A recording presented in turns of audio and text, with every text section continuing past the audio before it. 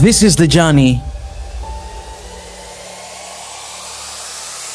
to one Africa.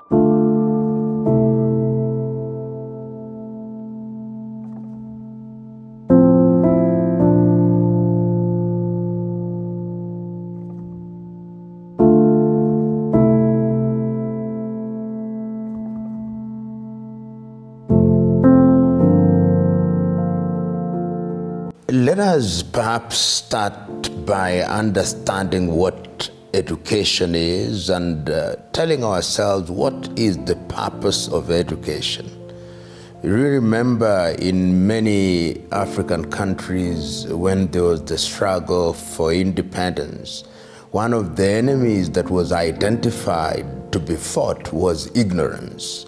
And on the basis of that, education was given its pride of place. And the kind of education that we inherited from the colonizers was education that was designed to support the colonial state. Not much changed in many African countries. And the net effect is that the curricula that was developed in many African countries still mirrored the curricula in the colonizing countries. So that if a country had been colonized by the French, it was fundamentally a French curricula because people were then meant to pursue further studies in France. The same with British colonies, the same with the Portuguese. In British colonies for a long time, even the high school education and examination was still set by University of Cambridge. And many institutions were affiliated to European universities in that sense. But the specific question that you have asked is, what is civic education? Civic education may be described rather than defined as the deliberate effort to expose the population to critical issues of governance and how they are to relate with the system that governs them. Because it is assumed that when people are aware of how they are to be governed, when they are aware of the do's and the don'ts, then they'll become good citizens. To use this Greek analogy where they say that in every society there are three types of people. They are idiots, people who just don't care about what happens in their society. Then they are tribalists, people whose worldview is defined by their ethnic origin. Then they are citizens. And citizens are those who are involved in the affairs of their nation and they want to ensure that their nation is governed in a proper way. Civic education is therefore the means via which people's thoughts and attitudes are refined so that they become good citizens, and they become citizens who ask governments to account, governments to deliver on all the promises that they make for the good of generations who live now and generations yet to be born. The word ideal sometimes is used in order to think of a society that is perfect, but the reality is that there is no such perfect society. And there is not a single model of civic education. Societies vary. If you go throughout the world, you'll find that there are societies which place great premium on what they call patriotism. And people are drilled to be patriotic, to think about what is in the best interest of the nation. You see that in countries such as China, countries such as Russia, countries such as Japan, countries such as Korea, where deliberate effort is made to, in the words of some, to indoctrinate people to think in a particular way for the good of the nation. And I'm using the word indoctrinate simply as a term of art because it simply says that people are then made aware and the scales are removed from their eyes so that they think of the best interest of the nation. If you go to the Scandinavian countries, there is another method of indoctrination where they are told that you are the people who are going to serve our country, our resources are going to be used in that regard. In African countries, in the early days, immediately after independence, because African countries found themselves in a very difficult situation. Many of them still carried the burden of the former colonizer and still do so. And then there was the period when there was the conflict between what was described as capitalism and communism and socialism. And people are grappling with different ways of dealing with this idea of creating the perfect citizen.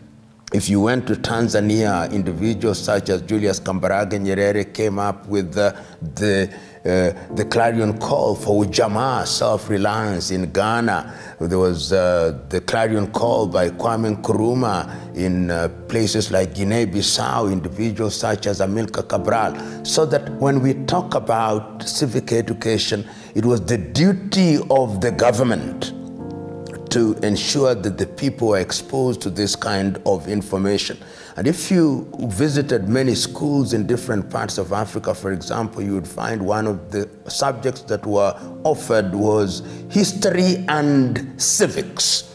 The idea that history is critical to the proper understanding of your origin, and civic awareness is also critical to your appreciation of how government functions and how government is then beholden to their people for purposes of service delivery. So in a nutshell, one would say that it's the duty of the state to educate our people, because when you are running a government where the people are ignorant, it is a lot more difficult to do so. But some say that it's easier, that in fact it is more difficult to run a government where people have knowledge and people are aware. But the question is, what kind of knowledge are we talking about? Is it the kind of knowledge or information that builds, or the kind of information and knowledge that is used to destroy? That depends on the culture that has been inculcated in the people and how those in positions of leadership and responsibility exercise power for the general good. You know, social media is a medium that lends itself to different uses. There is a lot of information in social media. Some of it is negative, some of it is positive. We have this phenomenon of fake news. People just sit somewhere and generate news which they know is fake. You know, the civic space and the social media space, they say somebody is dead and they are alive. They say things that are totally untrue. So it is something that is a double-edged sword, that it is information that in many ways is uncensored. And people consume, some people consume the information in a very gullible manner, and they act on the basis of that information. And that is why in quite a number of countries, that space is restricted. If you go to countries such as Eritrea, the information that is available in that particular medium is restricted. We have seen in the recent past in quite a number of countries when the society is boiling up, or when they are riots, the very first thing that the governments do is to shut down social media in order to deny the people the opportunity to use and manipulate it in a negative way. But it's true to say that social media has in many ways now killed your so-called traditional media, because information is available almost instantaneously, and that information is shared in its raw form and sometimes consumed in its raw form, and on the basis of that raw information, people then act unquestioningly. It is something that is not easy to control, and its impact in societies such as are found in Africa and Asia, and indeed in any part of the world, is something that we have yet to realize in its full splendor. And many countries are now beginning to realize that this is perhaps a monster which can consume an entire society, because it allows for sharing of information, it allows for mobilization in a manner that was never anticipated by those who were running governments. or running institution. And the experience that we have seen in Kenya in the month of July, where young people have been able to mobilize themselves using that medium, has sent a clear message. We have seen its impact, where a number of individuals in different countries, we have seen young people in Uganda trying to emulate that. We have seen young people in Nigeria trying to emulate that, young people in different parts of the world trying to emulate that.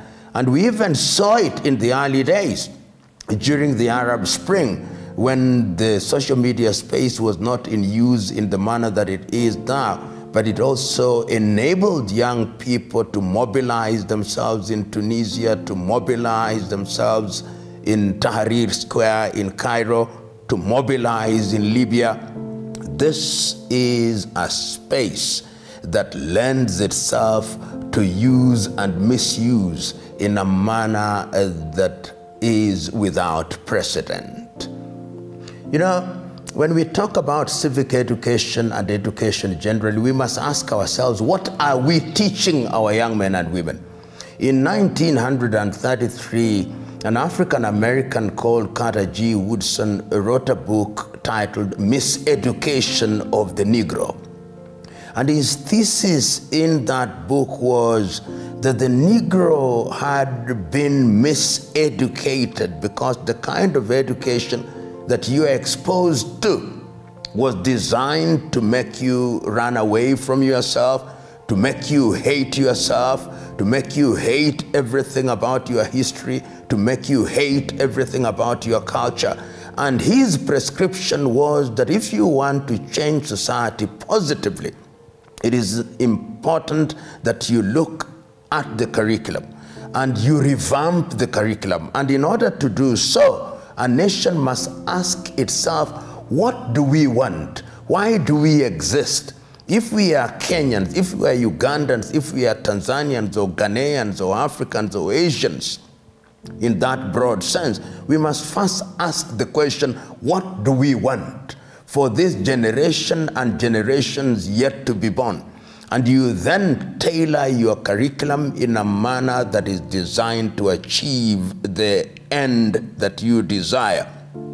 But if you cannot define what you want at the end of your journey, then it means you can consume everything.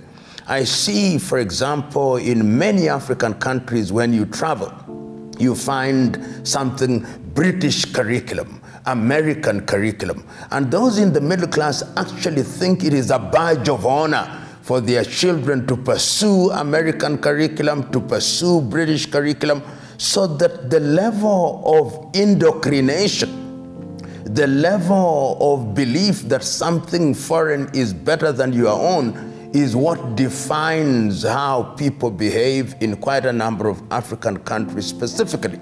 So to change this, it is the duty of the state to define what is in the best interest of the country.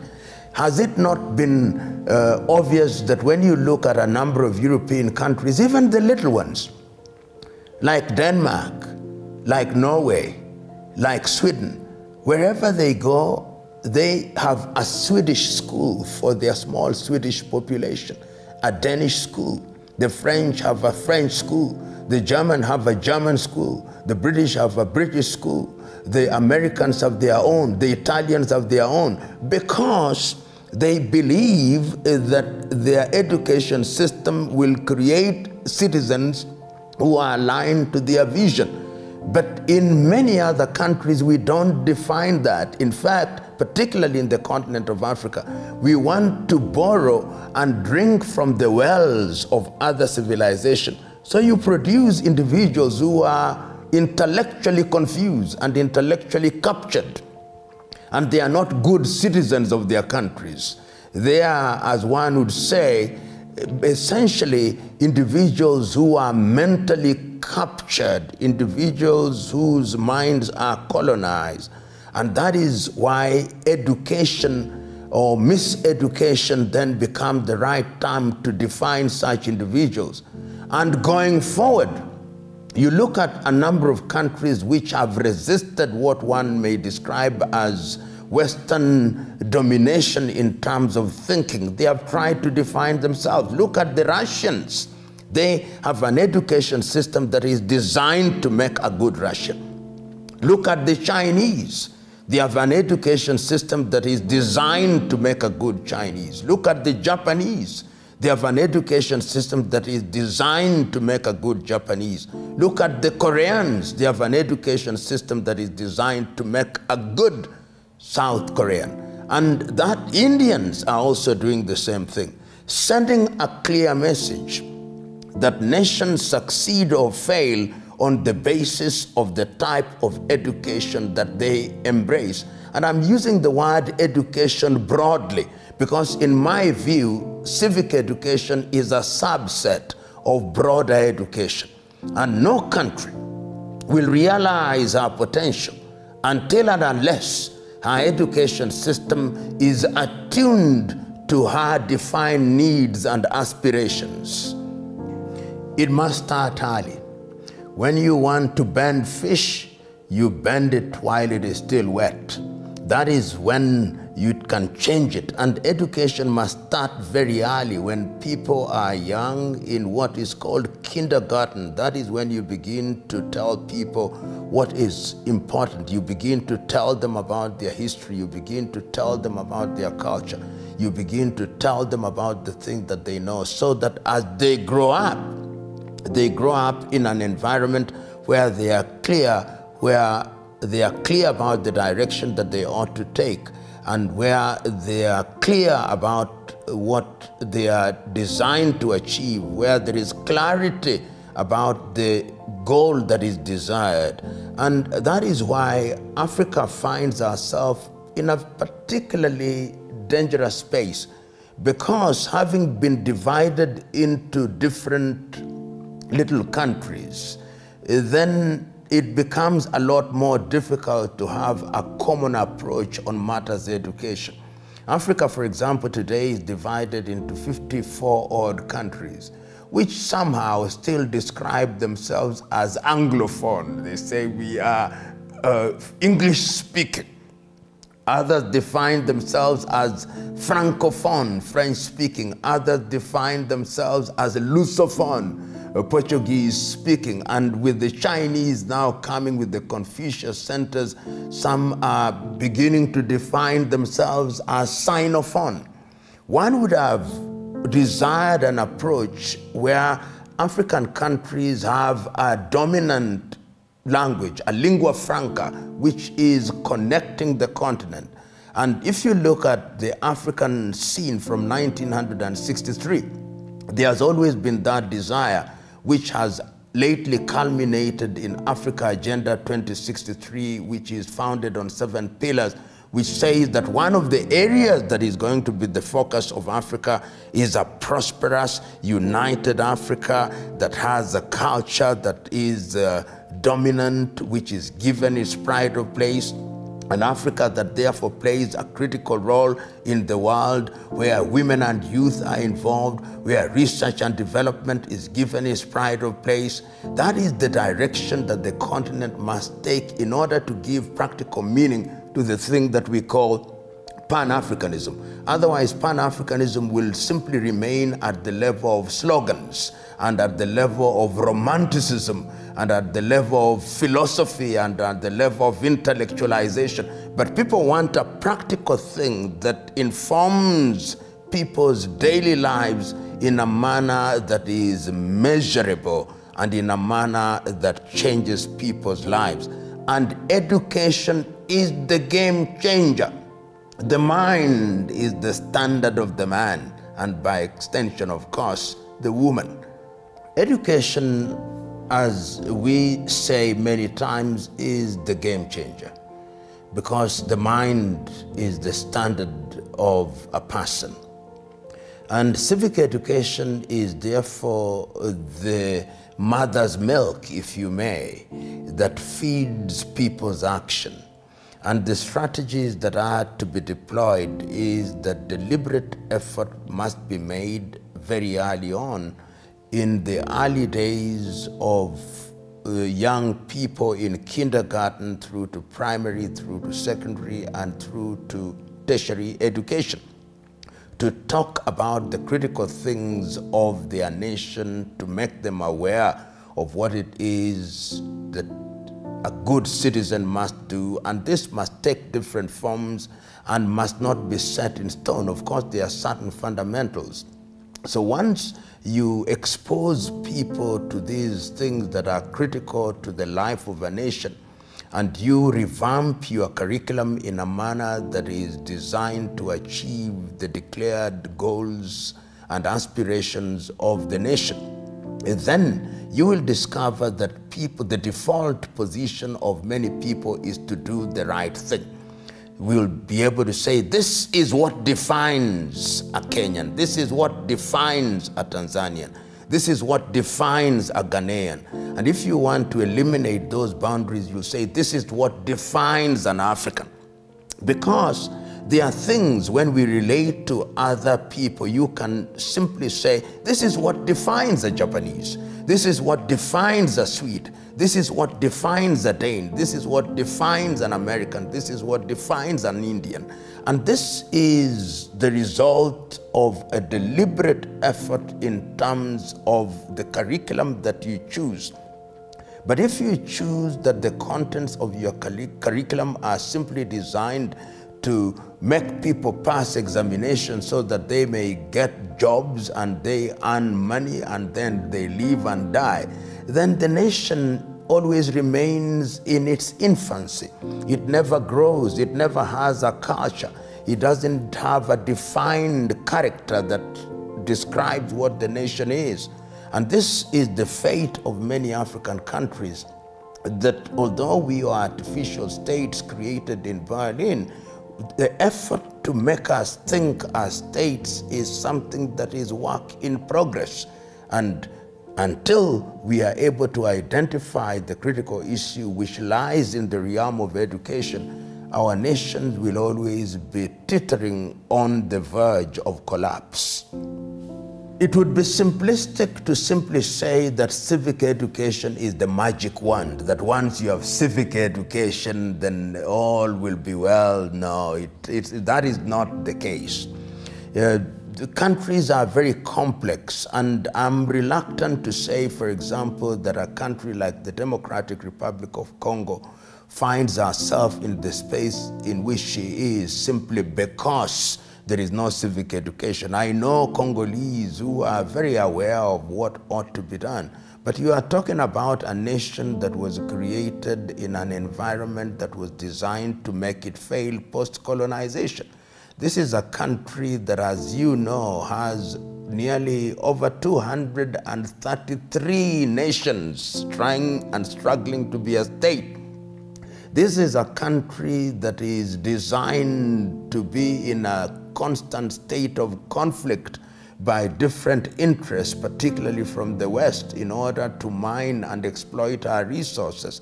So there are a combination of factors, and it's not always true that it is in societies where people have civic awareness that is the magic wand. And let us not confuse civic awareness and protest as the measure of civic awareness. We have seen protests which have led to the destruction of nations. We saw protests in Tunisia. Where did it lead Tunisia? We saw what happened in the Arab Spring. Where is Libya? Where is Egypt? We saw what happened in Sudan during those protests where you would say there was civic awareness. Where is Sudan? So it is not the case that the ability or the inclination to agitate in and of itself is a measure of a nation's sophistication. What you do with that information and that how information is used for the general good in a sustainable manner is in itself the measure of the value and quality of that awareness. Because if knowledge is used to destroy rather than to build, then one even begins to question whether it is knowledge that is valuable to the society at all.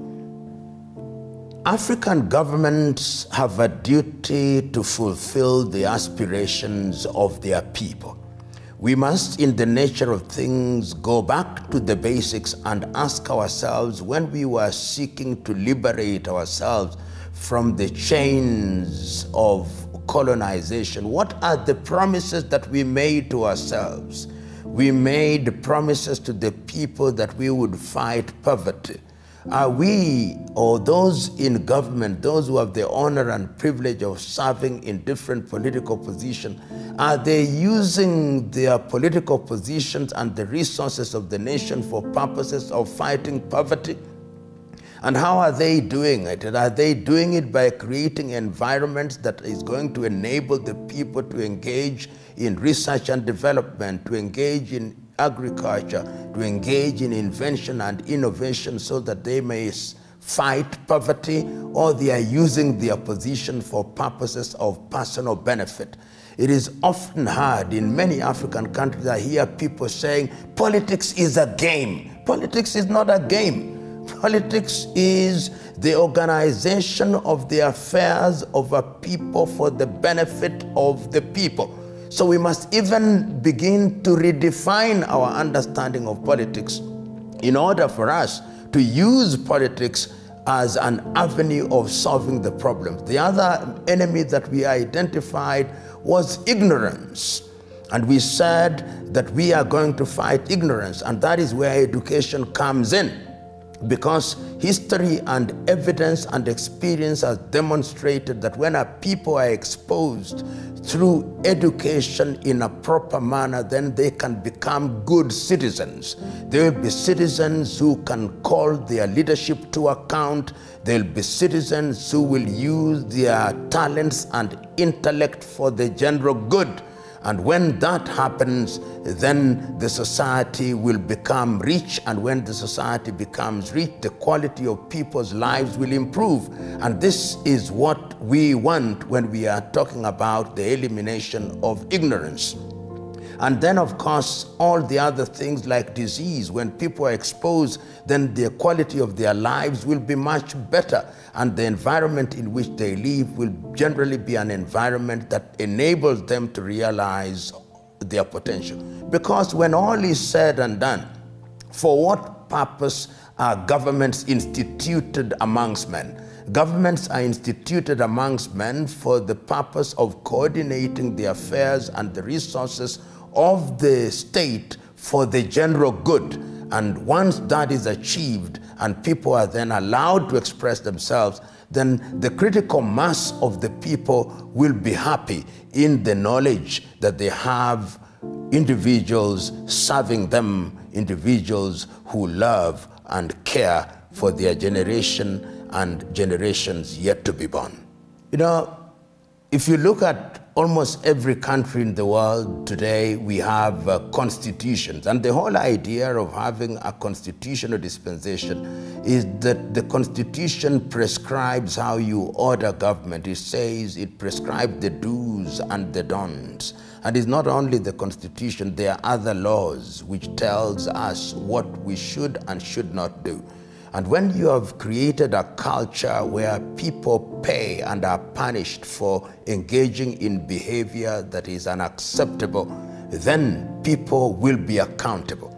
But if you create an environment where the law is applied in a selective manner, where you have sacred cows who are above the law, where you have demigods who believe that their word is law, where you have individuals in political arena who believe that they are larger than life, almost as large as death, then you kill accountability. And therefore, what is important is that the citizens must make demands of political leadership. And they must make demands in a manner that is going to ensure that those in leadership perform according to the desires of the people. What has happened in Kenya in the recent past was an agitation by young people saying, for too long, you, the political class, have been doing what you want. For too long, you've thought that we are fools. For too long, you've treated us as if we are individuals who did not know what they want. Now we are saying that the positions you hold are held in trust for the general good. And if you don't exercise power in a manner that is for the benefit of the nation, then we shall call you out and we shall make demands of you. And that is what good citizens must do, in an orderly, in a sustained manner, in a manner that sends a clear and unequivocal message to the political class that you are our servants, not our masters. Easier said than done, but history has demonstrated times without number that when you kill impunity, you introduce accountability, and when people become accountable, then they know their limits. And when they know their limits, then they know that they are only in service for a season, and during that season, they must deliver what they promised. And if they don't deliver, they will be asked to leave the stage. In fact, in a proper system, you don't need to go to the streets. In a proper system, people just follow the law. That is why you have different organs of the government. That is why you have courts. That is why you have accountability. And we see it in a number of countries. When people have been engaged in behavior which is unethical, then they resign. When they have engaged in behavior which is unacceptable, then they are punished in accordance with the law. It is only in extreme circumstances that the people go out to remind the leadership that things are not happening in the manner that they ought to. And this is a culture that develops over time.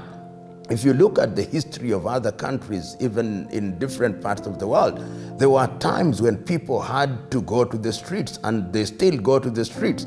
That does not mean that systems don't work. It is important that we make systems work. And it's by making these demands that systems begin to work and people begin to do things in a proper manner. It is happening. Even in these countries such as Kenya and quite a number of African countries, I know certain things work because people have made demands. And sometimes it is not as obvious as it should be, but without our knowledge, the knowledge of the critical mass of us, things do happen. That is why you find that the nation remains a going concern, even when you think that nothing is working. You still wake up and find water in your taps.